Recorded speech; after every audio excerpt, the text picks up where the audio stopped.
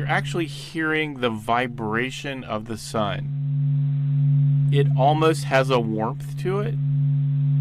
It's just enough where I can almost feel the sound on my skin or on my clothes. I imagine feeling the sun, moving next to me.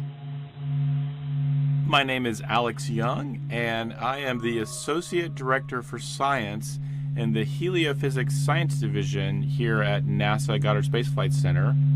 When anything material moves, waves travel through it, and the same thing happens inside the sun. And these waves are traveling, bouncing around inside the sun. And if your eyes were sensitive enough, you'd actually could see this jiggle. But what scientists have done is they've taken that jiggle and turned it into sound.